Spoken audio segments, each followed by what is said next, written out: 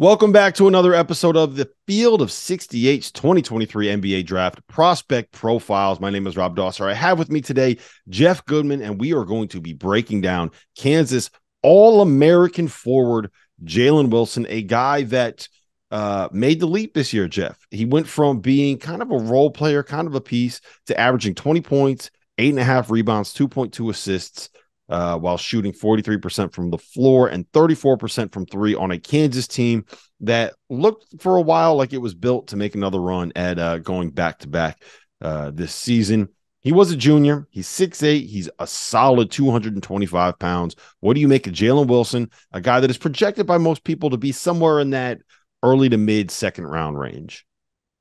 Yeah, I've talked to a bunch of coaches, NBA guys, and they'll say like that 25 to 40 range. That's what they're putting him in right now. They'll draft him as a piece. That's what he's going to be. He's probably going to be a second unit guy for the most part. The good thing is he's got experience, as you said, a junior, but spent 4 years in college. Didn't really play his freshman year.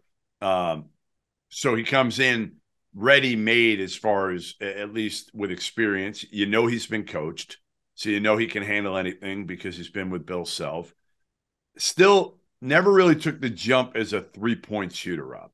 And that's my biggest worry. In this long of a time, in 4 years in college, kind of was always like a low 30s three-point shooter.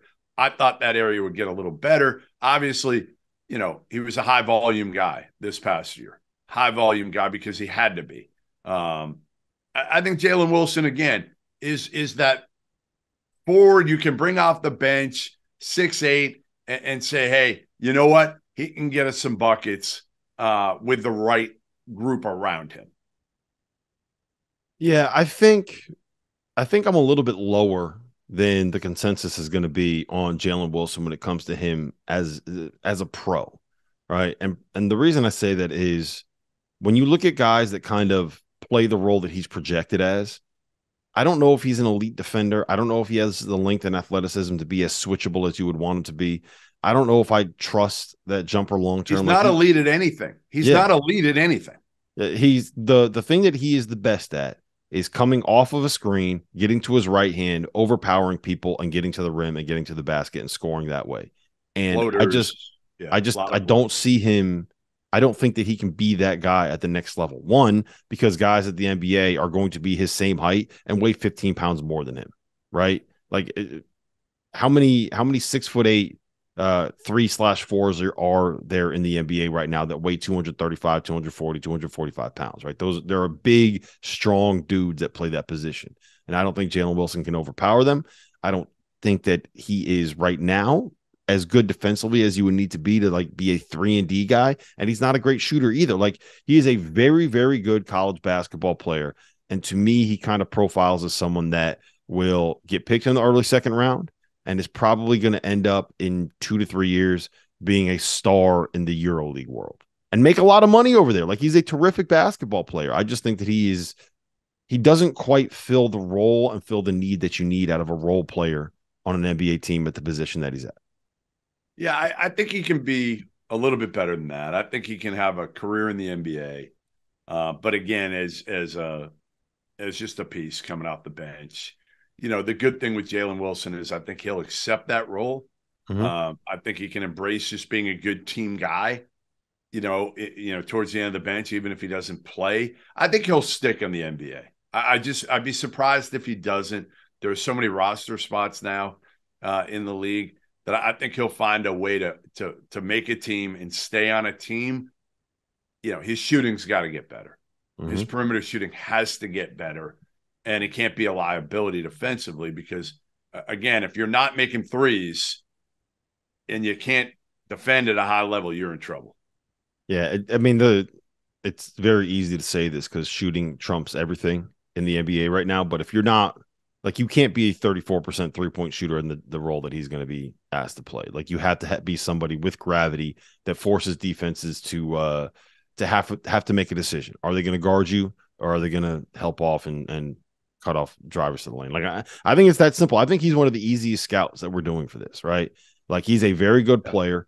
I just don't know I don't know if his skill set necessarily fits with the role that he'll have to play in the NBA.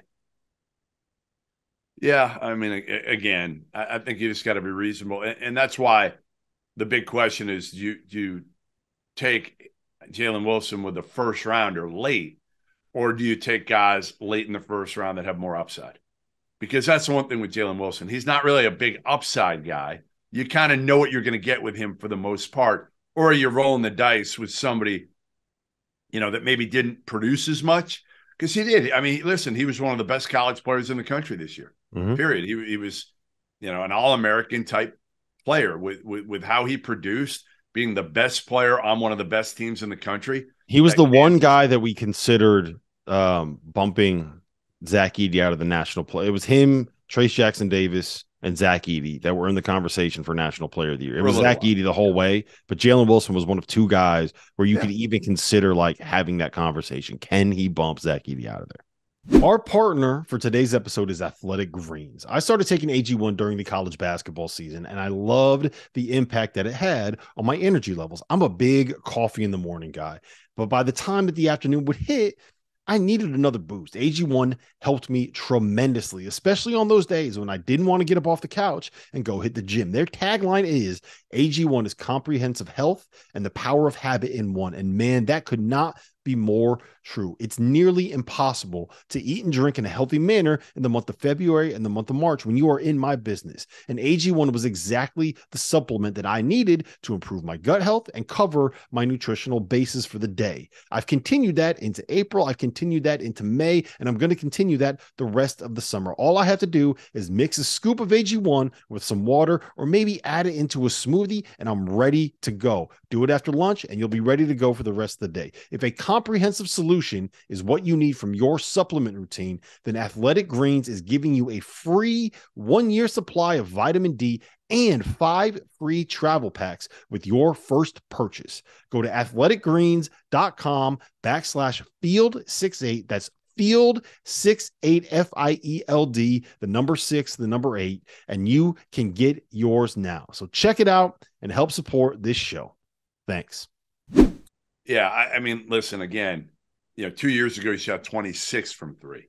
Mm-hmm. At least he got back up to respectability, 34, that's solid. But again, he's got to get in the gym and just become a knockdown 3-point shooter. Because if he can't make open ones, and he's going to be wide open in the league, if he can't make those, you're not staying on the floor. So that's the biggest thing for him.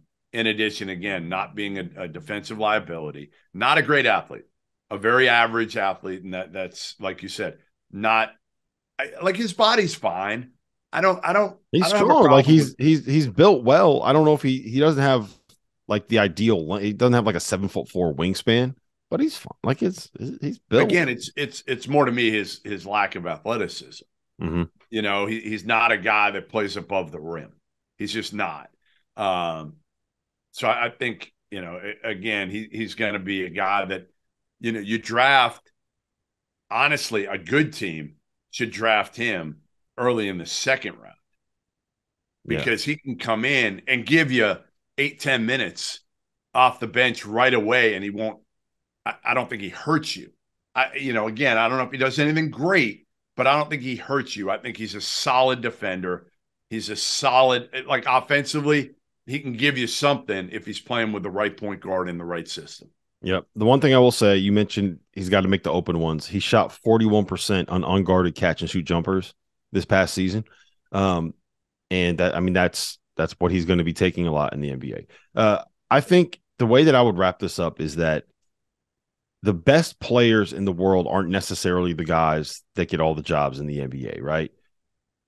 Outside of the superstars and like the second and third options for these teams, everything about sticking in the league is being able to be great in the role that they need you to play.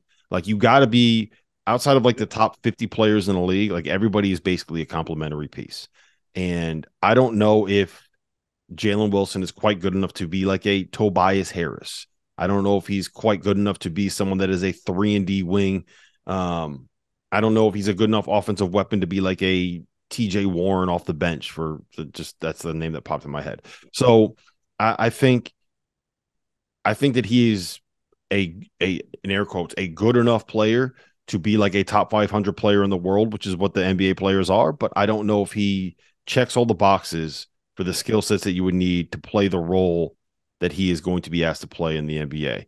So, I mean, if you end up in the EuroLeague and you're playing for some of these powerhouse European clubs and you're making $1 million a year, $1.5 million a year playing over there, like there's worse things in the world for that to happen, for that to be what your outcome is. But my guess is that that's probably where Jalen Wilson spends the And I majority of his disagree career. with you. I think he'll be a 10-year pro, um, playing, limited minutes in a role, bouncing around from team to team, playing for 6, 7 teams in 10 or 12 years, but making $40 million at the end of it. Not a bad way to make a living. This has been the breakdown of Kansas All-American forward Jalen Wilson. If you like what you've heard here, check the links in the description. We'll be rolling out more than 50 of these prospect profiles over the course of May and June. And make sure you tune in a week before the NBA draft. We will have a live mock draft with 6 draft experts going through every team pick by pick. Thank you for watching the Field of 68. If you've enjoyed what you've seen here, hit that like button, share this link with your friends, or check out the description for some other places that you can consume Field of 68 content.